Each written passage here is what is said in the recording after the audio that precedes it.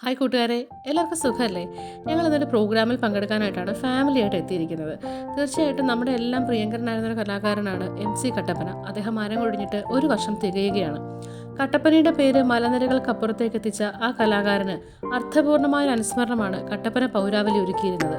തിരശീല വീഴാത്ത ഓർമ്മകൾ എന്ന പേരിൽ MC-യെ പറ്റിയുള്ളൊരു പുസ്തകം ആ ഒരു അനുസ്മരണ വേദിയിൽ പ്രകാശനം ചെയ്യുകയും ചെയ്തു. തീർച്ചയായും ഒരു നാടക നടന് കിട്ടാവുന്ന അസുലഭമായ ഒരു അക്ഷരാദരമാണ് ആ പുസ്തകം. ഈ ഒരു പ്രോഗ്രാമിനോടനുബന്ധിച്ച് സെനീബ് എന്ന നാടകവും അവതരിപ്പിക്കപ്പെട്ടു. തീർച്ചയായും ഇന്ത്യ പാക് വിഭജനത്തിൻ്റെ മുറിവുകളെ ആ നാടകം വീണ്ടും ഓർമ്മപ്പെടുത്തി. ഇതിൻ്റെ കുറച്ച് വിശേഷങ്ങളാണ് ഞാൻ ഇന്ന് ഈ വീഡിയോയിൽ ഉൾപ്പെടുത്തിയിരിക്കുന്നത്. കൂട്ടുകാരെല്ലാവരും വീഡിയോ കാണണം. എൻ്റെ വീഡിയോ കണ്ടിട്ട് ചാനൽ സബ്സ്ക്രൈബ് ചെയ്യാൻ മറക്കരുത്, ഫോളോ ചെയ്യാൻ മറക്കരുത്.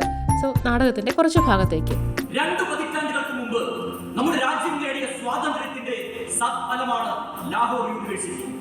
ഇവിടെ നിന്നും ഫ്രീഡം ഹിസ്റ്ററിയിൽ 1ാം റാങ്ക് നേടിയ സുൽത്താന ജമീൽ അഹമ്മദ് എന്ന ഭാഗ്യവതിയായ പെൺകുട്ടിയെ യൂണിവേഴ്സിറ്റി സെനറ്റും വിദ്യാർത്ഥി സമൂഹവും അധികൃതരും ഹാർദമായി അനുമോദിക്കുന്നു.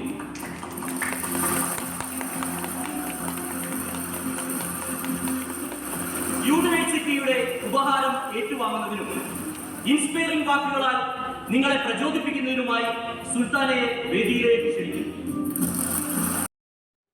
പ്രിയപ്പെട്ട E.J. ജോസഫ് സാറിൻ്റെ ശക്തമായ രചന. ചരിത്രം വിസ്മരിക്കുന്നവർ ഇത് വീണ്ടും ആവർത്തിക്കാൻ വിധിക്കപ്പെട്ടവരാണ് എന്ന താക്കീതാണ് ഈ നാടകം. എല്ലാ വിഭജനങ്ങളും കേവലം ഭൗതികമായ അതിർത്തിഭാജനം മാത്രമല്ല, അതുണ്ടാക്കുന്ന ദൂരവ്യാപകമായ പ്രത്യാഘാതങ്ങൾ എത്ര വലുതാണ്. 2 ലക്ഷത്തിലധികം ആളുകളാണ് ഇന്ത്യ പാക് വിഭജനത്തിൽ കൊല്ലപ്പെട്ടത്.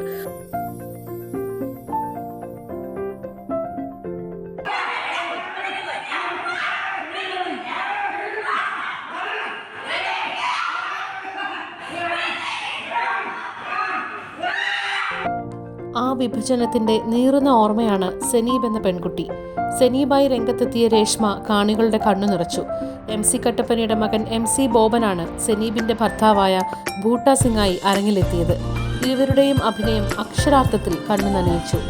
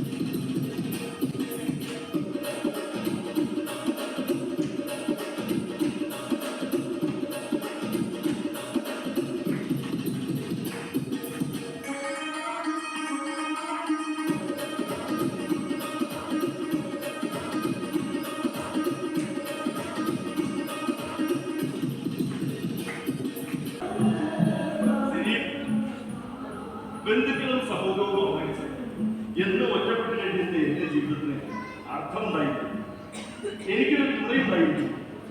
ഞാൻ ഏറ്റവും ഭാഗ്യം.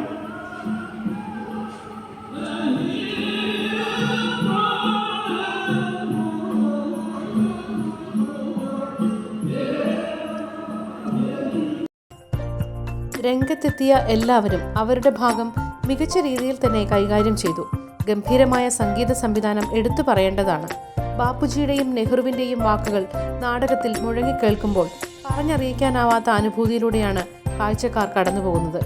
സംഗീത സംവിധായകൻ സത്യജിത്തിനെ പോലെ തന്നെ പ്രകാശവിധാനം ചെയ്ത രഞ്ജിത്തും അവരുടേതായ സംഭാവനകൾ നാടകത്തിന് നൽകി. ഇതെല്ലാം ഏകോപിപ്പിച്ച് ഒരു മികച്ച രാഷ്ട്രീയ നാടകമായി സെനീബിനെ ഞങ്ങൾക്ക് തന്ന മനോജ് നാരായണന് ഹൃദയാഭിവാദ്യം.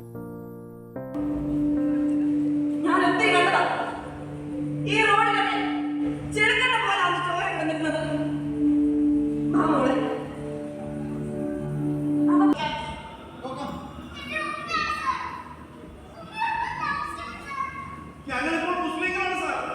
മദ്രസയിൽ നിന്നുള്ള പേപ്പർ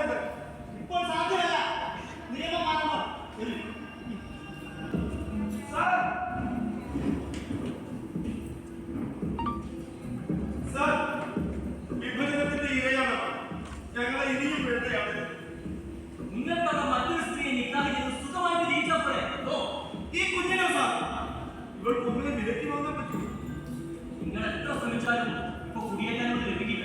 നിങ്ങൾ വിസിറ്റിംഗ് പെർമിഷൻ ഒന്ന് ശ്രമിക്കൂ. എങ്കിലും അതിനെ അനുവദിക്കൂ സാർ, ഞങ്ങൾ ഒന്ന് കണ്ടോട്ടെ. ക്യാബ് തുടങ്ങിയിട്ടുണ്ട്. നിങ്ങൾ ക്ലാസ്സിൽ നിൽക്കുന്നത് ടാസി. വണ്ടി പോകുന്നുണ്ട്. ശരി, പെട്ടെന്ന് ഇറങ്ങും.